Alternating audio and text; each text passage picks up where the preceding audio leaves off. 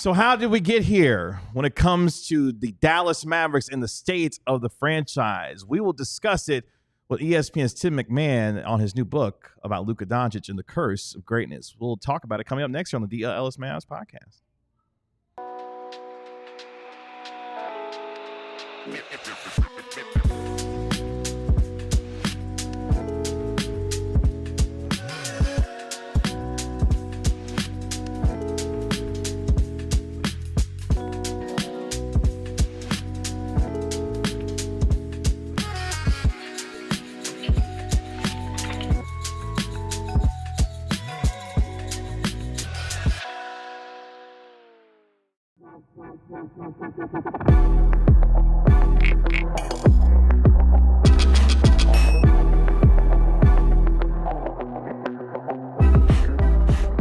Hey, what's up, DLLS MAVS Nation? It's your man, Kevin Gray, alongside Mavericks beat writer Tim Cato, Mavericks analyst Bobby Carella. We are DLLS MAVS. We appreciate you joining us here on this wonderful Monday on DLLS Sports.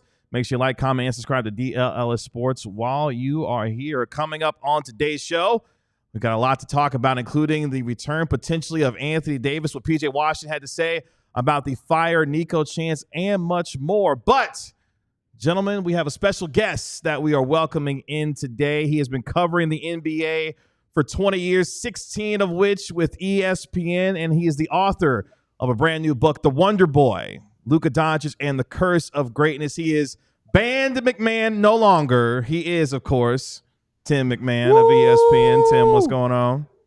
Howdy, partner. Man, I really appreciate you guys having me. I'm sorry that you had to move on from the Mark Stein era to make this happen. Oh, wait, Steiny's just protesting this episode. Where's Steiny? What's going on? I asked him if you guys had ever been on a podcast together, and I think he said that he wasn't sure you guys ever had been. Radio shows, yes. Podcasts? No, we never actually had been. Never actually have been on a podcast together.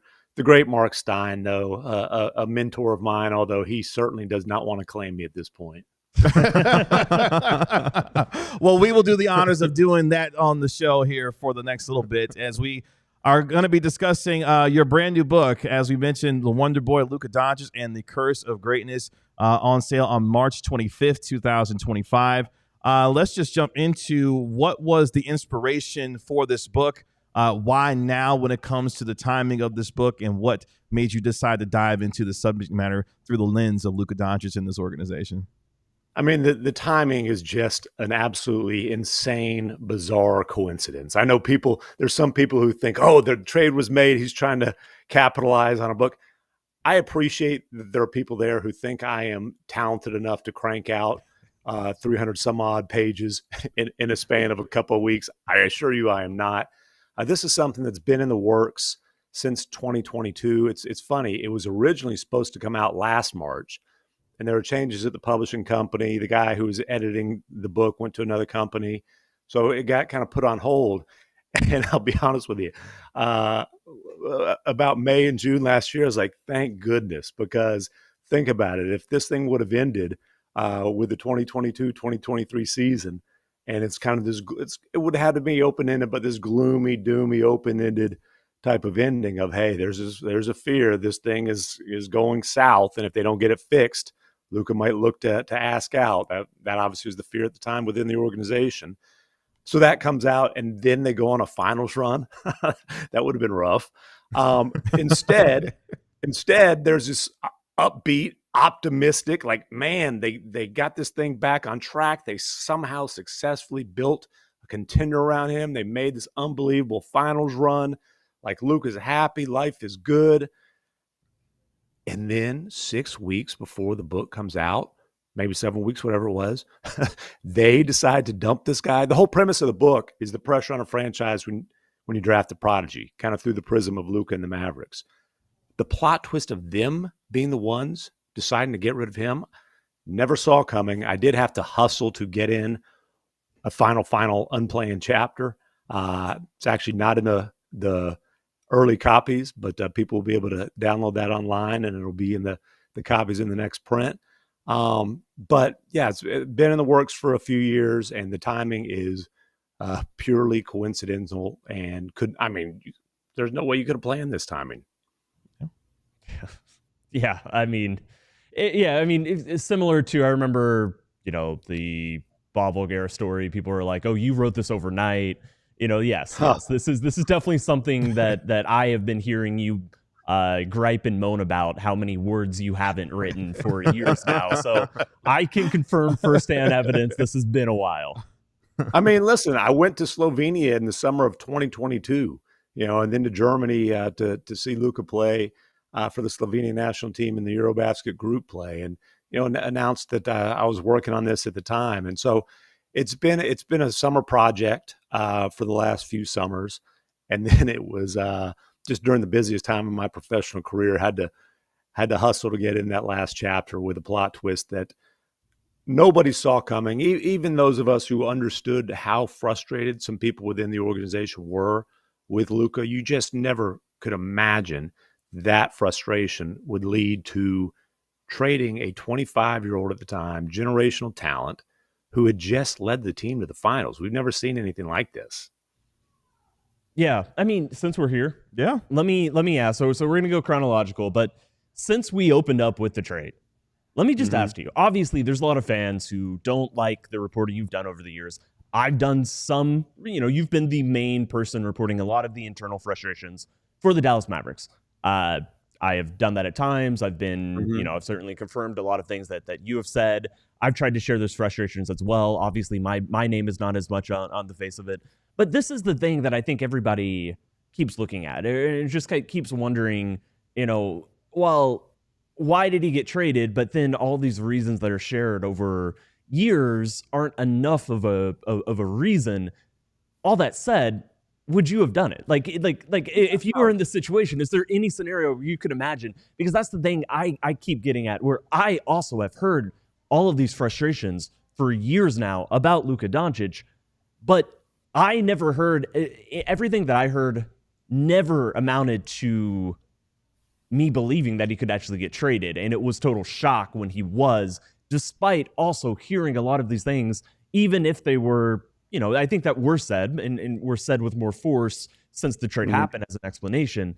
But it just, at no point did I ever hear anything that would make me think, oh yeah, well, all these frustrations, they're going to lead to what happened. Well, it's funny. I actually did hear something like that after he was hurt. And it was late December, so it was a few days after he was hurt. Kind of like, hey, if we got to trade him, we'll trade him. And I was like, okay. I rolled my eyes. I'm like, okay, huff and puff. Sure, you will, buddy. But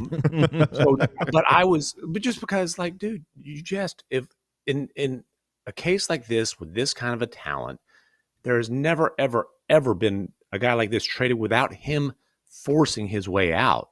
So, again, I was absolutely flabbergasted by it. I mean, even though if I look back and say, well, I guess I should have seen this come. I couldn't imagine it. To me, it was an unfathomable outcome. Now, like as I'm writing this book, through a lot of the process, I did think that the story could end with Luka being traded, but that scenario would have been because the Mavericks failed to build a team that gave him any hope of competing for championships.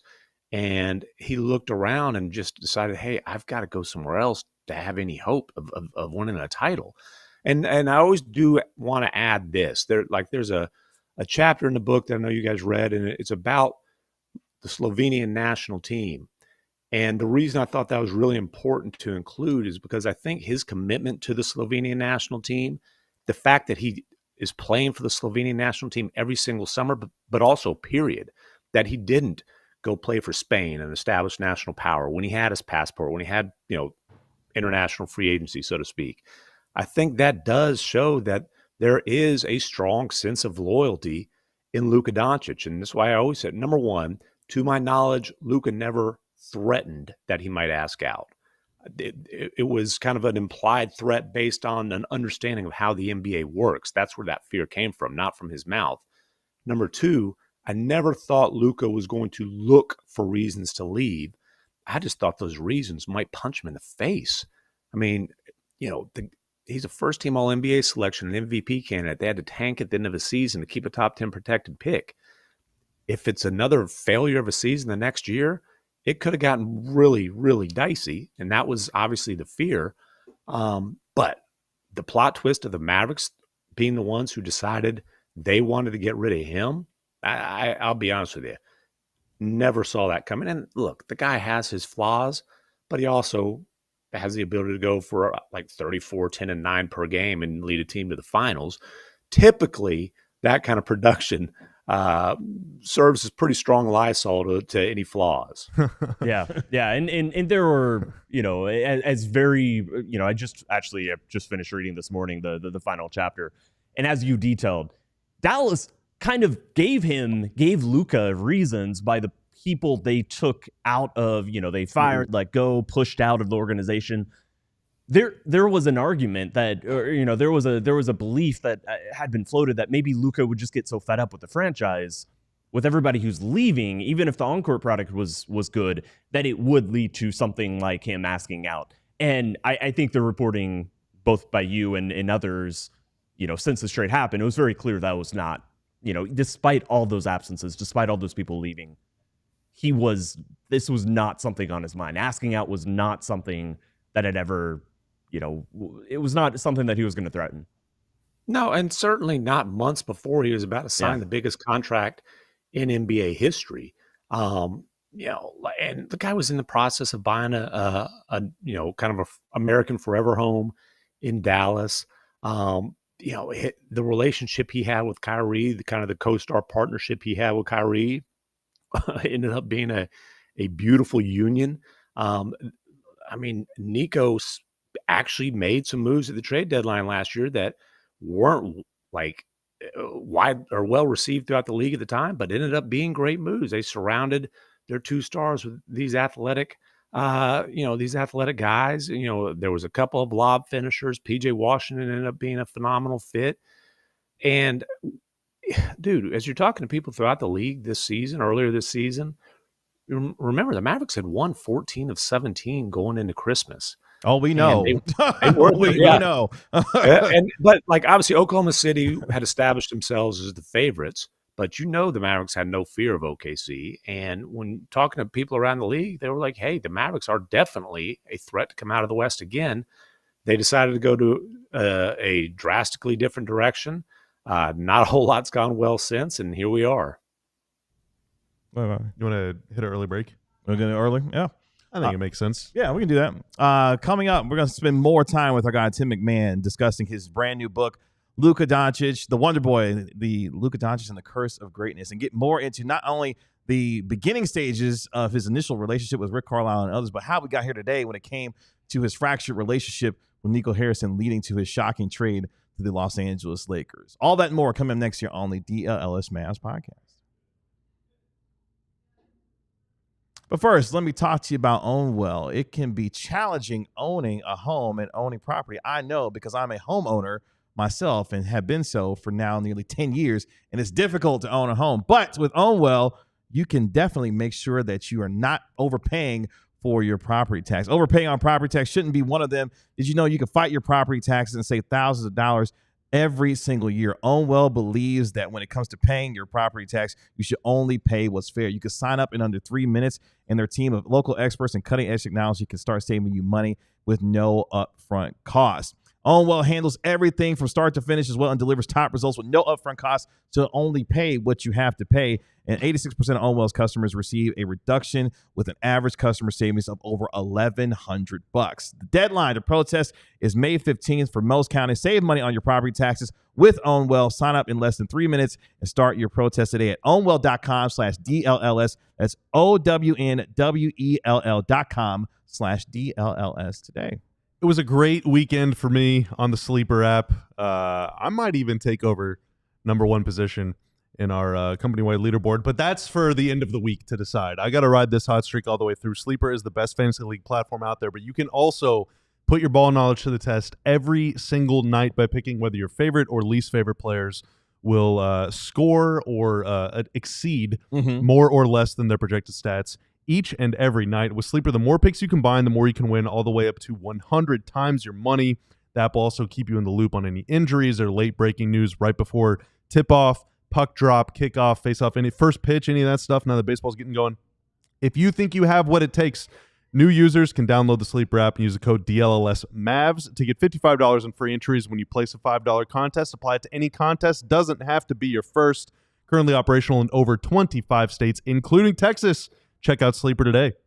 Appreciate all of you joining us here on the DLLS MAVS podcast as we are joined by longtime NBA reporter with ESPN for 16 years and author of the new book, The Wonder Boy, Luka Doncic and the Curse of Greatness. We are joined, of course, by Tim MacMahon of ESPN, detailing Luka Doncic and this organization and trying to chase the opportunity to win a championship through the lens of a generational superstar. And obviously, Tim, the impetus of this book and getting through the chapters and understanding the competitive greatness of a Luka Doncic from the time that he was 13, 14 years old, growing up in Slovenia and then going to Spain and obviously playing for Real Madrid, becoming a Eurobasket champion alongside, Goran Dragic, and then getting to the Dallas Mavericks.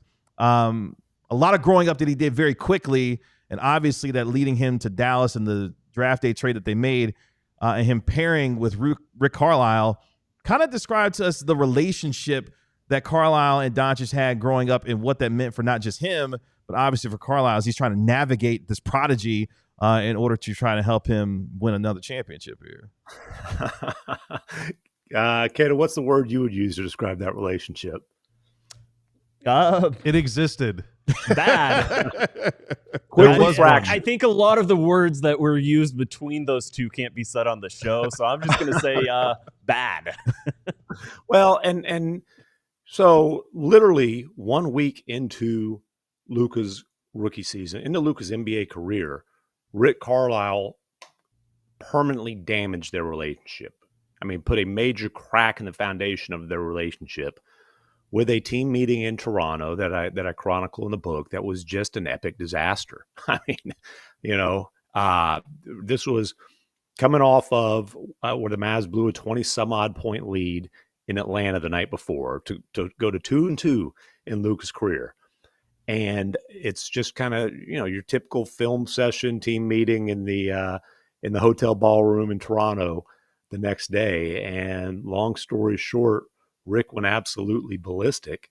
And this is when he called out Dennis Smith Jr. You're jealous of Luka. Dennis is like, bro, say what you want about like the basketball fit between them.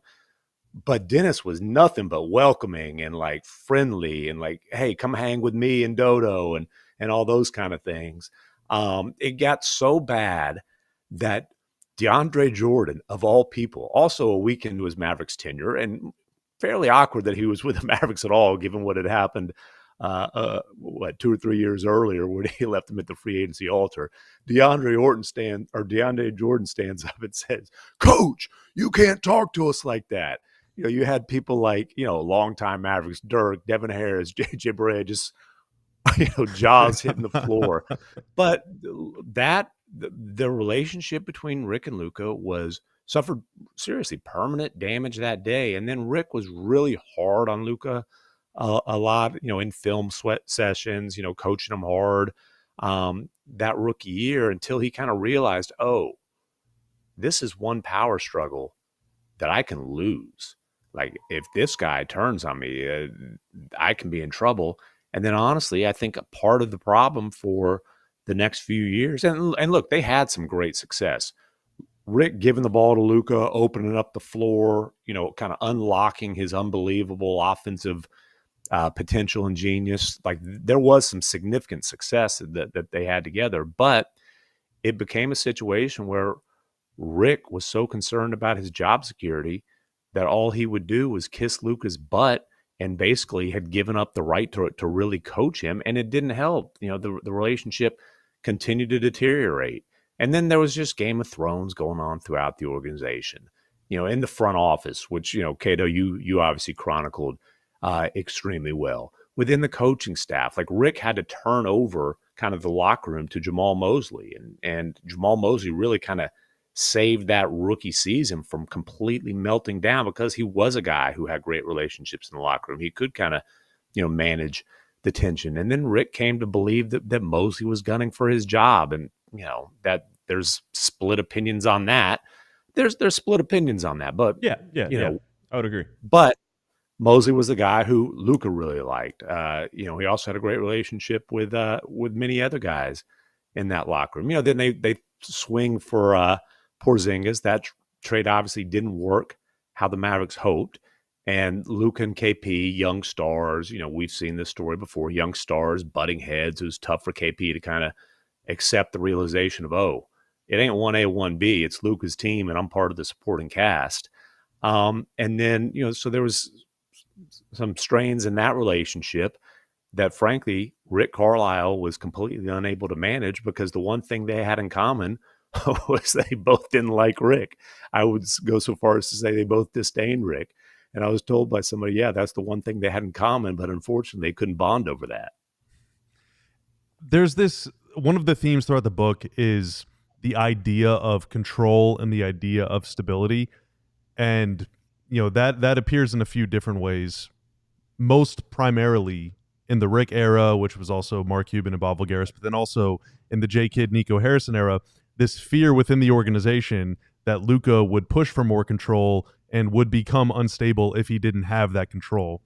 But from the very first meeting they had in October in Toronto, 4 games into his career, all throughout the rest of Rick's time as head coach, like, Rick was the one that wanted control, and Rick is the one that thrives on making situations unstable. And like, you make this, you are told this by a Mavs staffer following the Luka trade, but they kind of, it dawned on this person you're talking to, like, we were so afraid of Luka becoming this monster that, like, we didn't realize that we're the ones that created the monster. Luka's entire tenure in Dallas was marred by instability and marred by battles over control that he wasn't always involved in. Sometimes he was, but a lot of the times he wasn't. And I just wonder how much of this sort of breakdown and uncoupling was spurred on by the organization, like more so than any other factor. I mean, look, there was all kinds of drama and dysfunction leading up to Luka's tenure and throughout Luka's tenure in Dallas. Was he involved in some of it? Yes, but as you say, the vast majority of it, he was not.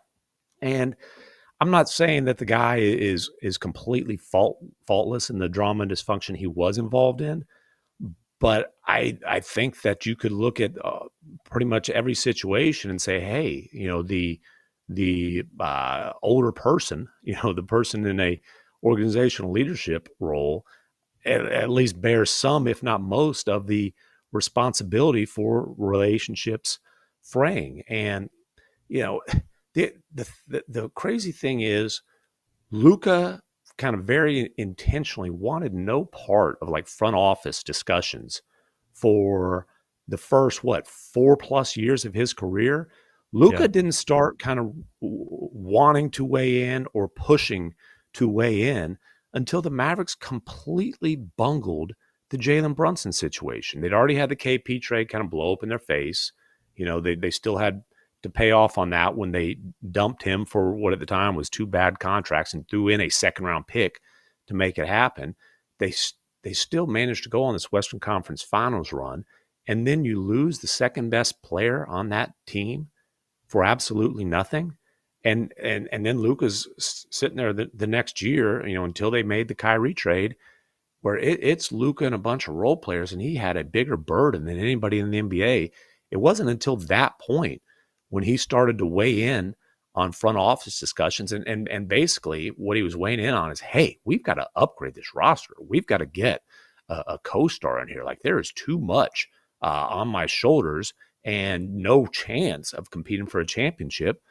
And honestly, they got fortunate that things went the way they did with Kyrie in Brooklyn, where they were able to get him at a massive discount. And then they got extremely fortunate after that fizzled for the first couple months that the Lakers didn't make a play for Kyrie in free agency that summer. I mean, the Lakers wouldn't have been able to get to the same number, but if they didn't prioritize keeping freaking D'Angelo Russell and Rui Hachimura, they could have put an offer on the table that would have made Kyrie think about going to LA and teaming back up with LeBron, but that didn't happen. But again, just with Luka and the front office stuff, he didn't want any part of personnel discussions until he felt like, man, this stuff is like, the mismanagement has put me in a really tough spot. And that was well into, I think the Supermax had already been signed at that point. And honestly, that gets us to the idea of working not just with the previous regime for Luka, but obviously the current regime that is there now, and how quickly it felt like as time went on, the relationship between he and Nico Harrison became fractured, whether it was people being removed from the organization that he trusted, whether he trusted confidants or medical personnel they had worked with throughout the years that had preceded his time in Dallas, but all kind of balling and snowballing into where we are now. The question I have for you, because one of the lines that stuck out to me in the final chapter was that Luka did not fit the ideal version of what a superstar looked like in Nico Harrison's eyes. And one of the reasons why that stuck out to me is because I'm looking at the player that he traded for in Anthony Davis, acquiring Kyrie Irving. These are two individuals who have a quote-unquote team of their own that they work with on a daily basis. Kyrie Irving was working with his team when he found out about the trade in and of itself. Why is Nico Harrison, in your mind, based on what you know about him and what you've come to learn about him, why is he willing to put up with Anthony Davis's team, Kyrie Irving's team, and work with them versus not doing so with Luka Doncic, even though in today's NBA, a lot of these guys, the superstar players, have this kind of group and network that they work with in concert with the team? Why is he willing to work with those guys versus what Luka had in his team? Well, it's standard operating procedure for superstars in the NBA. It's not like Luka having a quote-unquote body team was some kind of revolutionary thing. Even Dirk had his own guys, Tim. Yeah. I mean, you know that. Yeah, so that it's not the fact that Luka had his own people. I think it's the fact that they didn't see the payoff from Luka having his own people. And again, it gets back to the stuff that gets people mad and they don't want to hear about. The lack of discipline in terms of diet and conditioning, the fluctuating weight, et cetera, et cetera.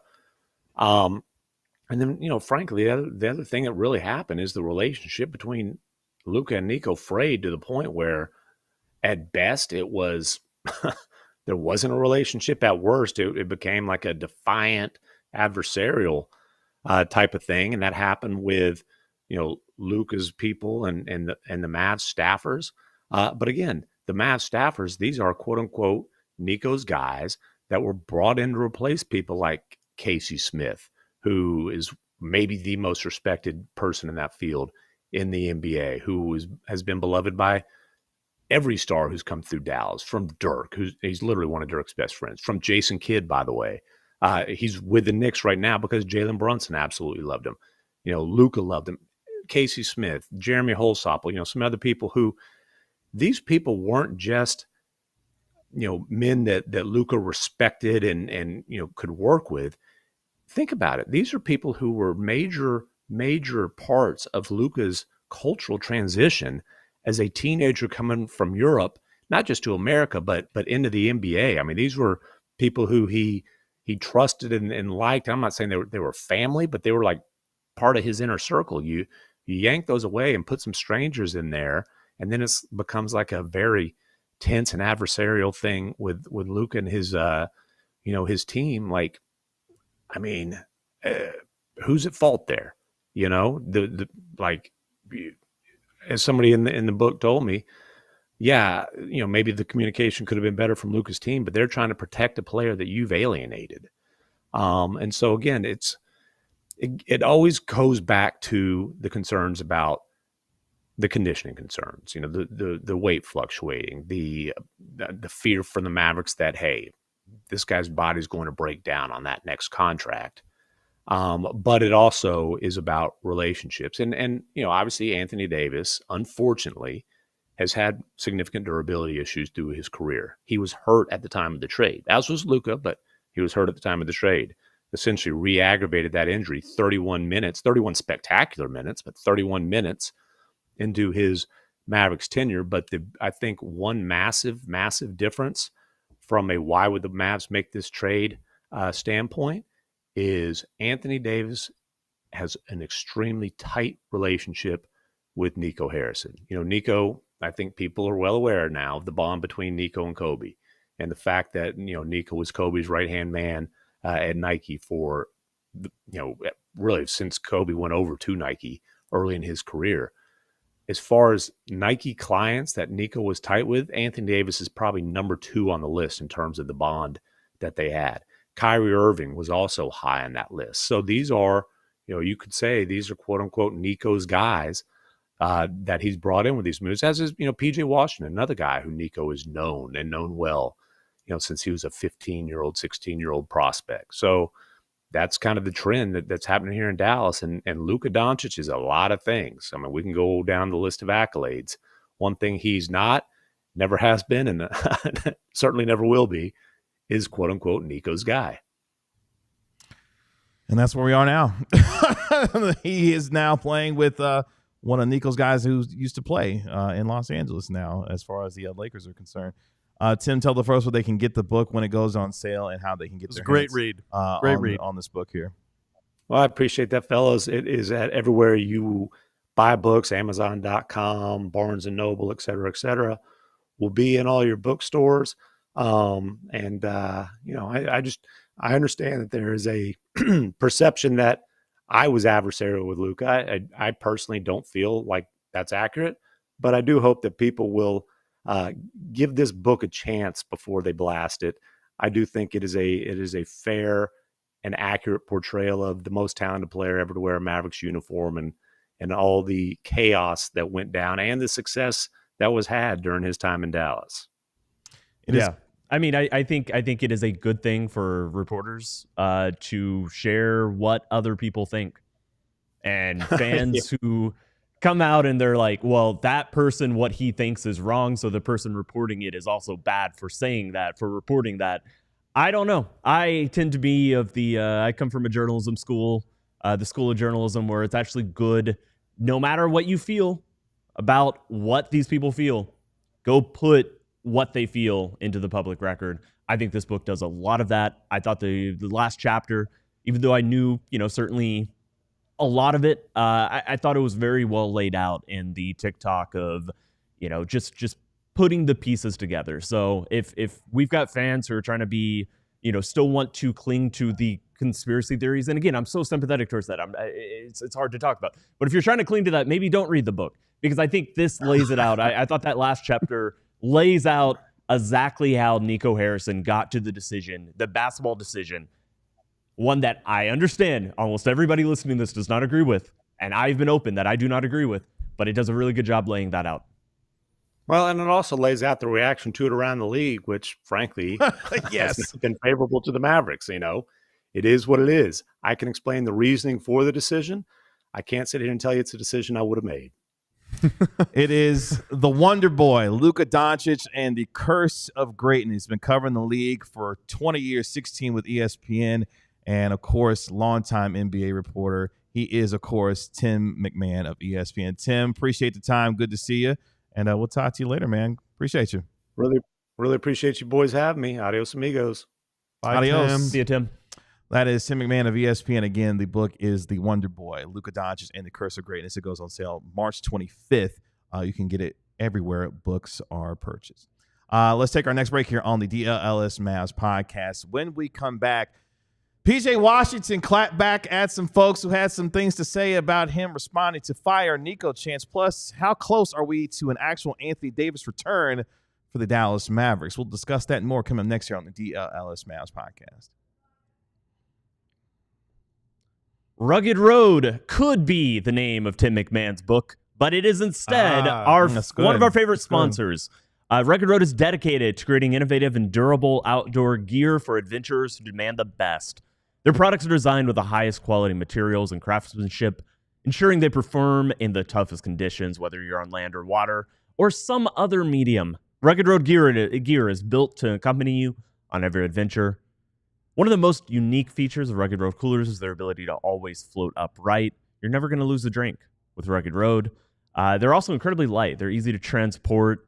You can take them on your trip down to the lake, the river, the beach, the tundra. Would you go to the tundra with Rugged Road? I don't know. I think you should. So gear for your next adventure with Rugged Road coolers. Reliable, durable, and built to be used. Rugged Road is your ultimate outdoor companion. Head to ruggedroadoutdoors.com and use code DLLS for 10% off. It's game time here on the DLLS MAVS podcast. If you love going to basketball games, football games, concerts, sporting events, you got to use Game Time to get your tickets. I use Game Time to purchase my tickets to a wrestling event in Las Vegas, April 19th and 20th, as I get ready to go there in about a month. And Game Time has helped me to able to do it. They got all-in pricing, so I knew exactly what I was going to pay before I checked out. They've got panoramic seat views as well, so I knew exactly where I was going to sit before I purchased my tickets as well. They got the lowest price guarantee, or Game Time will credit you 110% of the difference. So if you want to take the guesswork out of buying your tickets, you got to do so with Game Time picks. Download the Game Time app, create an account, and use code DLLS for $20 off your first purchase. Remember, terms apply, and you create an account and redeem code DLLS for $20 off. Download Game Time today. What time is it, gentlemen? Game time. Boom. Again, thank you to our guest, Tim MacMahon of ESPN, for joining us on the DLLS MAVS podcast today. Again, his new book, The Wonder Boy, Luka Doncic and the Curse of Greatness, out on March 25th in just a little over a week from now. If you miss anything, make sure you check out our podcast wherever you get your podcasts for free, Spotify, iTunes. Give it a 5-star rating and write a review for it while you're there. The Mavericks, unfortunately, fell to the Philadelphia 76ers yesterday at the AAC, their third straight loss, as they have now lost 10 of their last 12 games, now falling 3 games under 500. But it was the conversation after the game that had a lot of folks, including us, talking when it comes to the state of the Mavericks, particularly as fans continue to protest their thoughts when it comes to Luka Doncic being traded to the Los Angeles Lakers with fire Nico chants. And some took place from a particular individual while P.J. Washington was shooting free throws, to which P.J. Washington responded, and I quote, "Shut your ass up," end quote. And P.J. Washington was asked about those very comments after the game, about how he is feeling about those fire Nico chants continuing to happen, particularly while he is shooting free throws. Here's what he had to say. Yeah, I mean, at the end of the day, the trades happen. We understand we have a new team now. All that fire Nico stuff, we're sick and tired of hearing it. We just want to go out there and play. We want the fans to support us no matter who's on the floor. So that's just how I feel about it. Bobby, I'll start with you. Fair or foul when it comes to P.J. Washington and the way that he feels about those chants and the thoughts that he expressed about those chants yesterday? Well, you know, KG, after the trade, we were very, very, very, very, very open and honest and supportive of fans that wanted to have their voice heard. Our issue with, like, my main issue with the trade almost wasn't even that the trade happened. It's how the Mavs handled it, right? How is so they were so like sort of dismissive of any discontent, kicking fans out, you know, joking about it, just kind of just moving on, very flippant in the way that they discussed the trade publicly. And fans were really mad, and they had a right to be mad. I still believe that if you're a fan, you want to be mad, be mad. But I also believe if you're a player and it bothers you, you should be able to talk about it. I want to know what the players know. I think it's great whenever players share their opinions, even if it's an opinion that is really bad. And I don't think P.J. Washington's opinion is really bad. I think it's a perfectly acceptable opinion to have. P.J. shooting free throws, he doesn't want to hear that stuff. P.J.'s living his life, he doesn't want to hear that stuff. I think one reality, you know, that is setting in, or certainly probably already has set in for a lot of players on the team, is that they're going to be asked about this every single interview they do, probably for the rest of their careers. Mm-hmm. You know, P.J. Washington, by proxy of being on the team, will be talked to about this trade and asked about this trade probably for the rest of his life. You know, and like, he is probably really annoyed by that. He doesn't want to hear it all the time, let alone whenever he's shooting free throws. So I think, you know, fans want to be heard, but the players want to be heard too. And honestly, I think if you're a fan and it annoys you that PJ doesn't want to hear what you have to say, and your response is to basically tell him to shut up and dribble, then I really think you need to check yourself, because the players have every right to talk just like you do. And whenever you say, "Hey, entertainer, just shut up and entertain me," that speaks to something that is, you know, much more problematic than just emotional reaction to a trade that upset you, I think. That's the thing that I find weird about it. People who are saying shut up to PJ. I don't know how broad that is. Again, you can find every opinion on the internet. Certainly, I've seen those comments. I've seen people saying that PJ shouldn't be saying that or isn't allowed to have that opinion. That's about where my takes on this end. Like, this trade, ultimately, like, this is PJ as a person. That's why he is a full-formed human being.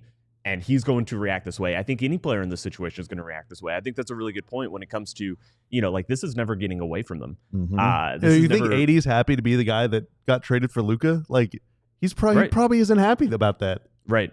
He was just as blindsided by the trade as Luka was. Yeah, I 100%. In the same way, he's gonna feel that way. This is an awful situation for him to be in as a player. For the fans, they're gonna be upset no matter what. Like you can go tell an individual fan not to do this here or there or whatever, but this is a new reality. This to me is why the trade. Like on basketball reasons, maybe you can get to the point, basketball reasons, culture reasons, behind the scenes reasons, maybe you can get to the point that if you got the right return back, you could maybe trade Luka. It's this situation, which obviously is exasperated by the injury crisis. But it was always a trade that needed PR to be done on the court to even, quiet the fan base, to even quiet some of the feelings. It was not going to fix everything about the fan bases, the fandom's relationship to the team. But the bare minimum of getting the PR that would, at least start to quiet all the, everything that we're seeing for months now, would have required this team to succeed, be succeeding right now, be succeeding in the postseason. It would really require them to, make a deeper run than, the Lakers, who are certainly look poised to. There's just so many things about this trade that, this is an inevitable situation. Yeah. Nobody can win.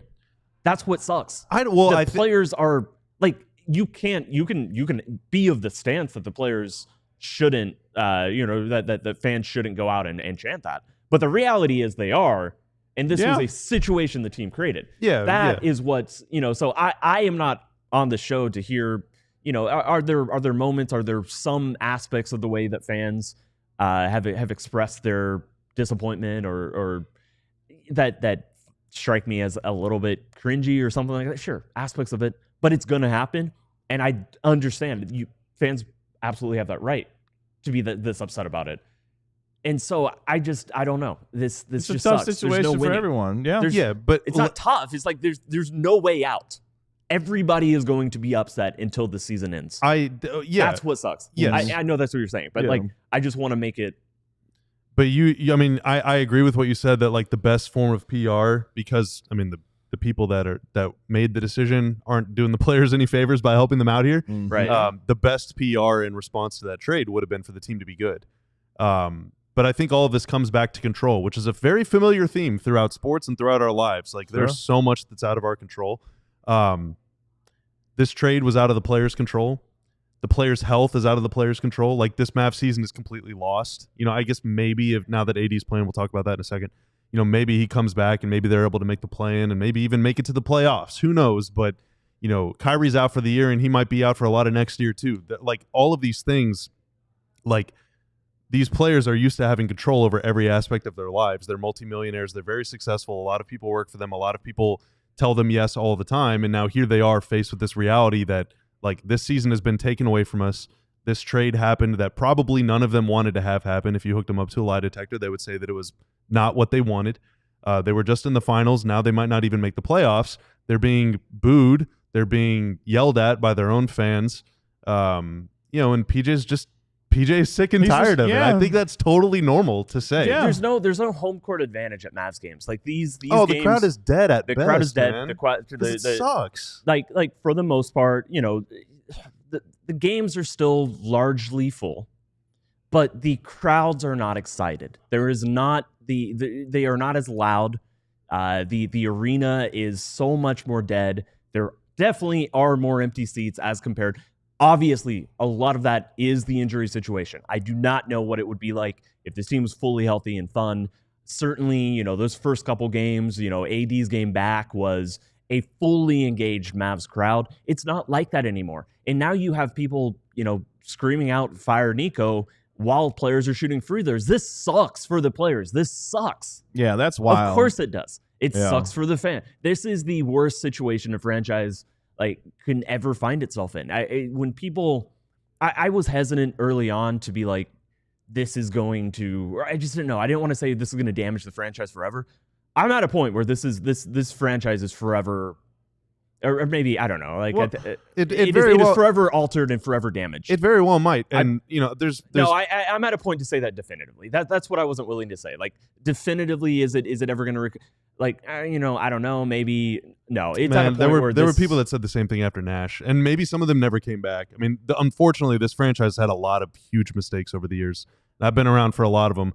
I've been battle tested, but there are a couple fans that are making points like fans are really mad. We should get to like no one is saying not to. We all literally think that you should, but like PJ Washington also has the right to say that he's sick and tired of it. Like you have to deal with that. The players. My point is, you feel how you feel. The players are going to feel how they feel. You don't have to agree, but if his disagreement with you makes you say, "No, shut up, player man. Just shut up and play basketball. I've been around longer than you. I'll be around after you're gone. You need to let me feel how I feel, and you can shut the F up if you disagree." No. You need to be ready to get told to shut your ass up. Yeah. You can disagree with it. That's fine. It's your right, man. But like ain't no one going to try and coddle you. Like the players feel how they feel, you feel how you feel. It is what it is. It sucks. Yeah, the fans have a chance to participate in these games and voice their opinion within reason.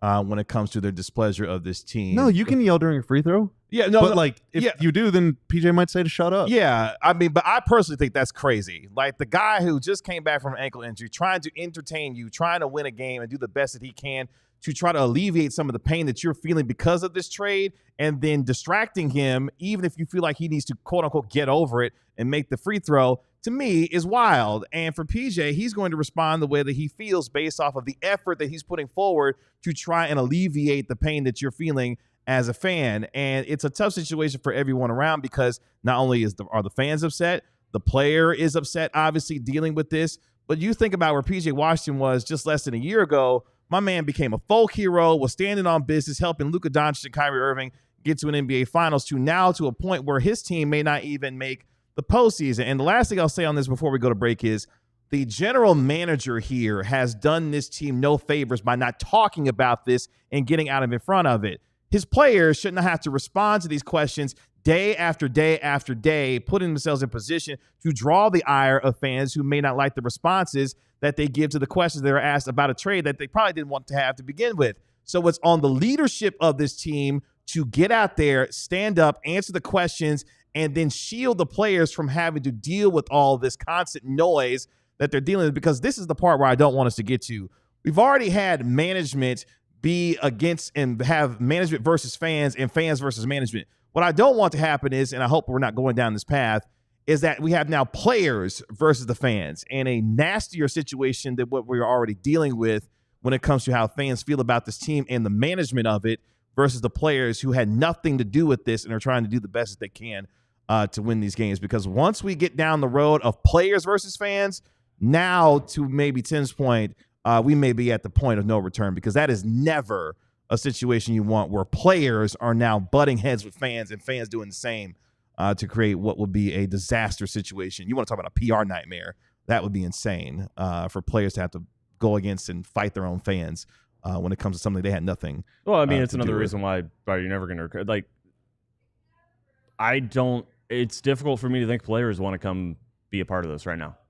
Yeah, no, like if even if you wanted to blame the fans, but the fans are still doing it, this is not a attractive destination. No. And if you sign a deal, like, they might just trade you anyway. Yeah, exactly. Like, so the fans might not like the team, and the GM that signed you might just be like, yeah. Plus, the team decided to engage, as we wrap this up, and decided to engage in a smear campaign on the superstar on the way out the door. Like, I don't understand a superstar who would look at that and see how that superstar was treated on his way out when he didn't even ask out, will want to decide on their own volition to come here because you may get badmouth depending on a role player. Like, if they said that about him, what would they say about me? About you? Yeah, like, I'm just some guy. Like, like I'm just the 14th man. Yeah. They said that about Luka effing Doncic. Like, holy. Yeah, it's a PR nightmare. It's a disaster. And we'll see how they continue to move forward based off of that. Let's take our last break here on the DLLS MAVS podcast. When we come back, speaking of PR disaster, Anthony Davis may be on his way back for the Dallas Mavericks. Is that the right call, as he apparently is preparing for his return? All that and more coming up next year on the DLLS MAVS podcast. But first, let me tell you about becoming a diehard. We do shows here, not every day, 5 days a week on the DLS Sports Channel covering the Mavs. We also got shows covering the Cowboys. We got shows covering the Rangers. We got shows covering the Stars. Every single game, pre and post game throughout the entire season, and all that stuff is going to be on YouTube for free. So to the now more than 19,000 people that have subscribed to this channel in our first 6.5 months, thank you very much. Drop a like, be an active chat member, do all that stuff. It's great.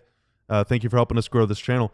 If you want to help grow our company, what you can do is sign up to become a diehard by scanning the QR code right beneath me or clicking the link in the description below or going to alldlls.com/diehard where you can sign up to become a diehard. We're just running a special. I think that special might be over now. So either way, it's somewhere less than $7 a month to become a diehard. I can't tell you how much it is.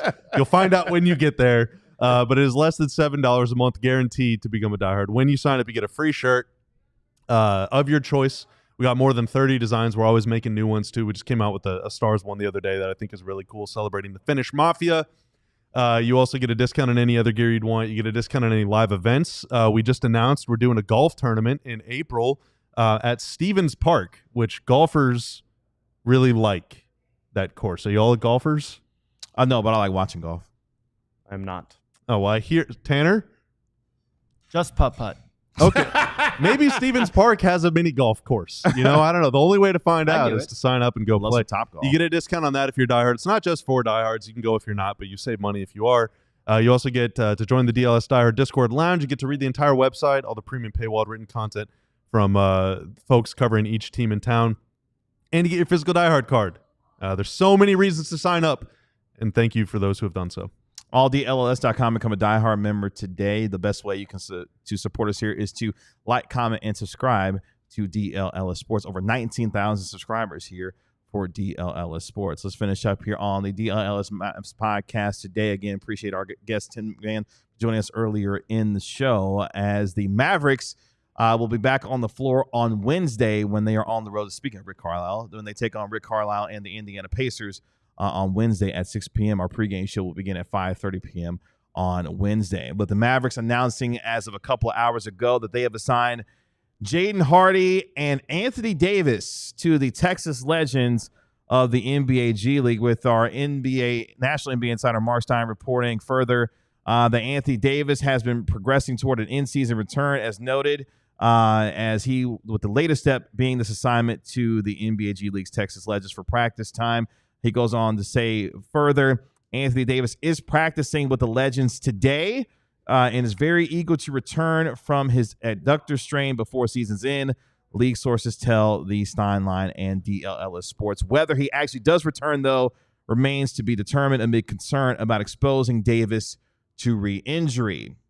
So, as it appears, Anthony Davis, we have heard from Mark Stein previously that he is working toward a return. Tim Cato discussing the same as well when it comes to Anthony Davis. Whoa. Craig Ludwig just walked in with a giant pint of green something. Green something. Oh, my God. Okay. Well, I don't unbranded beer. That's right. Unbranded green beer. The question being, gentlemen, should Anthony Davis make a return with 14 games left for the Dallas Mavericks? I mean, we have no control over it, but if you were in control, speaking of control, if you were in control, I mean, the thing that gets me is Mark Stein saying that the return is still not clear because they're still concerned for re-injury. I have, what I have, my understanding of the situation is that, Anthony Davis's team may not be the biggest, if they're in control of the situation, and if Dallas was in control of the situation, that's really hard to parse. But Anthony Davis ultimately is like, I'm healthy, or I'm going to be healthy. So how do you tell him no? I've been over this over and over again. Pragmatically, the best decision for this franchise and their future is to get a better draft pick.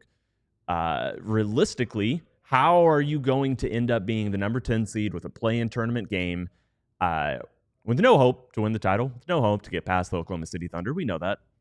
But how are you going to tell a player he's not, if he feels he's healthy, that he can't come back? How are you going to tell a player who, has been in the midst of the worst PR disaster that only keeps going, that for, 7 weeks now has been the butt of jokes at, every single, at award shows, that chants about the trade have been made at medieval times, at games everywhere across the state.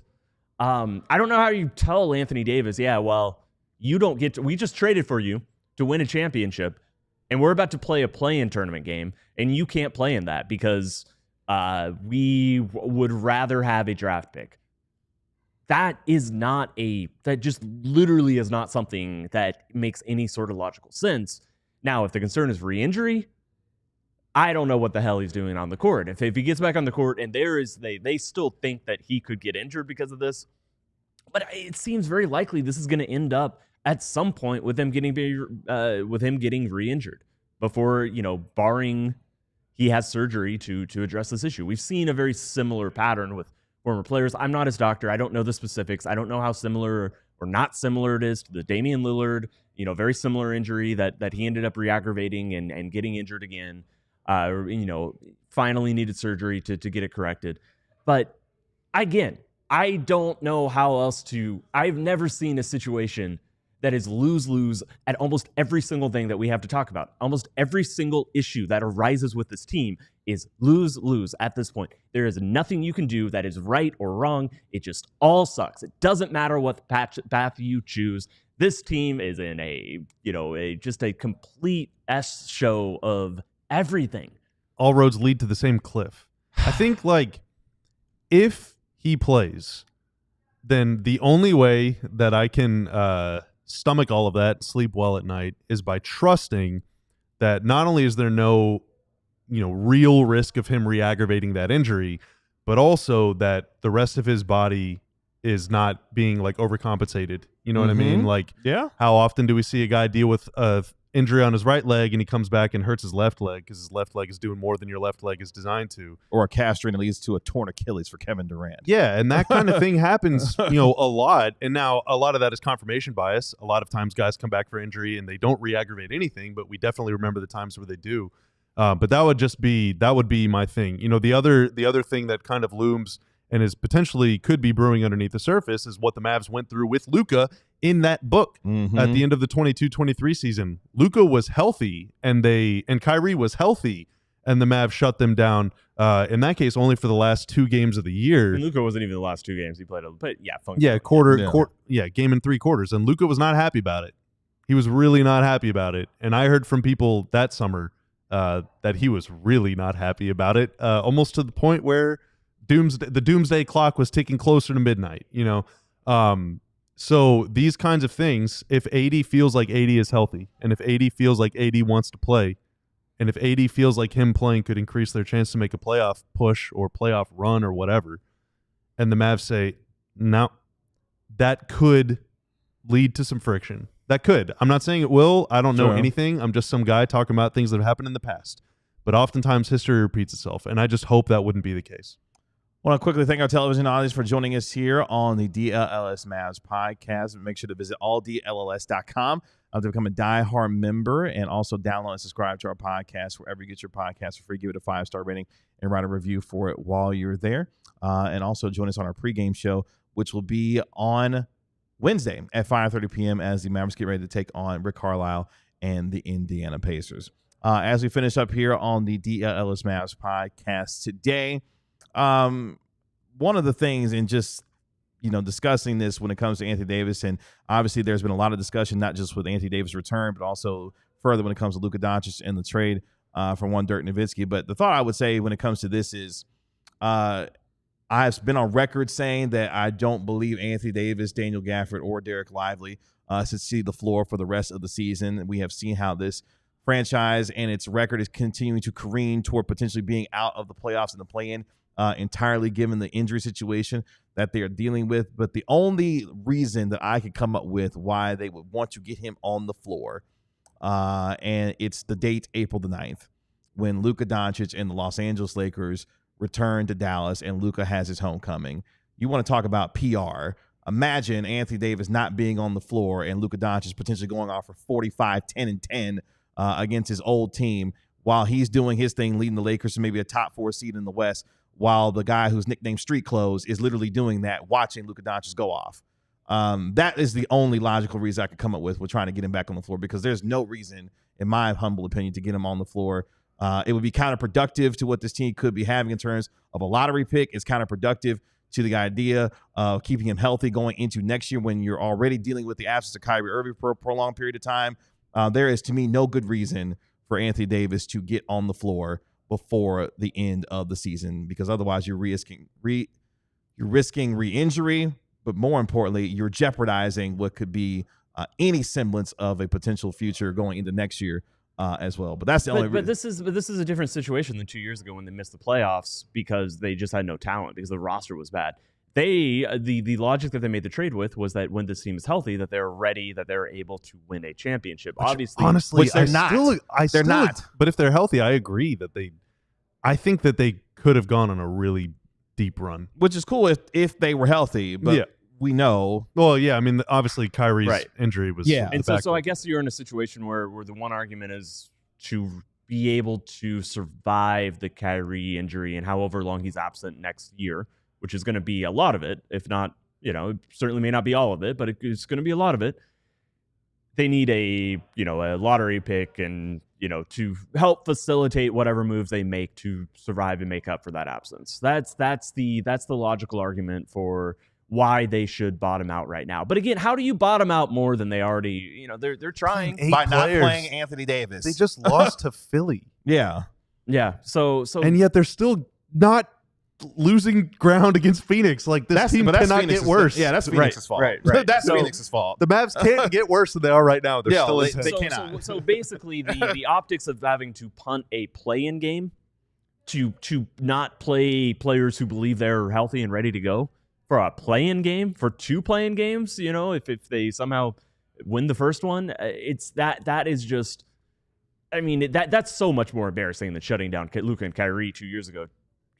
It is absolutely an abomination if they don't play their healthy players. I understand they have no chance, but I'm just saying optically, I think pragmatically, they don't need to find shame now. Why find shame now? Pragmatically, the best thing to do is to maximize the pick this year because they're not winning the finals.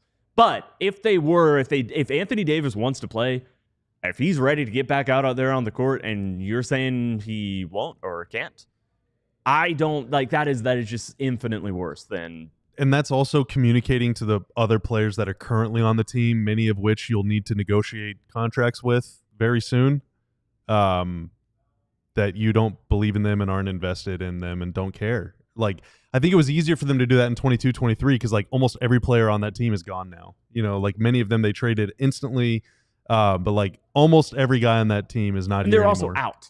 Yeah. They were not in the Yeah, play-in. they weren't in. Yeah, whereas now it would be like these. Think about PJ Washington, who would be entering, if he's not traded, entering into extension negotiations this summer, thinking like, Nico, you put me and my teammates through hell last year with this trade circus, leaving us hanging out to dry. Everybody got hurt. One guy got healthy, and then you said, nah, I'm good. I'm going to shut him down. Why? You don't believe in me. Why should I believe in you? Beyond the reasons that I already have not to believe in you. One thing we've praised this team for is how much effort they've put out. How much effort the players have put out. And they were putting out that effort thinking they were trying to survive to the point that Anthony Davis returned. Yeah. Yes. I mean, it's such a tough situation. I'm glad that I don't have to make the decision because the logical one is not the easier one to make, I don't think. And we also don't know the medical issues. We have to preface it with none of us know any of his injury situation. So this is all just purely, some specky on our part. I guess it just blows my mind that a general manager who has decided to shorten a timeline to make it 3 to 4 years would decide to potentially smoke more of it away by getting guys out there for meaningless games in a season that's been lost. Because if Anthony Davis does get re-injured again, you have already shortened your timeline as it is. You could do that much further damage to a timeline that you artificially created when you didn't have to. So I would think even in his own interest, for Nico Harrison's own interest, he would say, look, I get it, Anthony, you want to play, but for the preservation of what a championship future could look like that's already compromised without one of the superstars available to play with you next year, if you are fully healthy, yeah, you got to sit down. And that is But that's the precisely medical why. stuff, Yeah, that's precisely why making this all about the title, the ring is the thing. Like this team is the embodiment of rings culture, is such a self-defeating way to frame success, because like there is a long history of players tearing their ACL and not being themselves for more than a year afterward, which means Kyrie might not be Kyrie all of next season. He might not be or ever again because he's that old. And so Yes. if the rationale for holding out AD the rest of the season is we want to maximize our chance of winning a title next year, well, you're probably not winning a title next year. So then the question is, well, then what's the point of any of this? I don't want to be here. Trade me to a team that has a chance to win a title. And then you are doomed because they also don't own any of their picks. So like you can't spin this web of championshipdom or bustdom and have your players buy into that and believe it, and then also say, but not this year. You know, you just Yeah, I agree. That's how you lose. That's how you lose your voice. That's how you lose your message. That's how you get fired. And ultimately, beyond anything else, do not be mistaken. The number one priority of a GM and the number one priority of a head coach is to keep their job above anything else. So I don't know if we'll see that, but it'll be interesting to see. To your point, I mean, that is the reality that Nico Harrison's created. Yeah. That is the one that he has created with his own words on how he has operated over the last month plus with the way that this has gone down. So that's where we are. Shout out to Mr. Den. This podcast is by far thank you for saying that. the best one in the NBA. I've watched a lot of the past 2 months, quality discussions. So thank you so much. Thank you. We really appreciate that. We are attempting to do our very best when it comes to providing healthy discussion around not just this team, but also the NBA, but also framing it in the reality of where this team is relative to where they were and where they're going, and what that means for you to be informed on how this team goes about on a daily basis. And that's what we're here for. And we're doing it again tomorrow. We are doing it again tomorrow. What time are we doing it tomorrow? I think 1 p.m. I think, yeah. 1 o'clock tomorrow. Oh, still noon. Noon. You'll have Tomorrow. to find out. That's why you sub to the channel. Noon tomorrow. We are at noon tomorrow. All right. I asked you that to see what, It's been a long morning. This has been a long morning. But again, we appreciate Tim MacMahon of ESPN for joining us on our program today. It is The Wonder Boy, Luka Doncic and the Curse of Greatness. That book will be available on March 25th, wherever books are sold. If you missed anything on our show, you can go back and watch it here on YouTube, obviously. And you can download and subscribe to our podcast. Search DLLS MAVS wherever you get your podcasts for free on Spotify, iTunes, and everywhere you get your pods for free. Give it a 5-star rating and write a review for it while you're there. We will be back tomorrow at 12 p.m. here on DLLS Sports for the DLLS MAVS podcast as we get you ready for the Mavericks taking on the Indiana Pacers on Wednesday as they have the day off tomorrow as they travel to Indiana to get ready for their road game. I appreciate our guy Tanner making us look good and sound good as always. Thank you, sir. That is our Mavericks analyst, Bobby Carroll. That is our Mavericks beat writer, Tim Cato. I'm your host, Kevin Gray. We are DLLS MAVS. We'll talk to you tomorrow at 12 p.m. right here on DLLS Sports. Y'all be good. We'll talk to you tomorrow. Peace. We all silly like the mayor.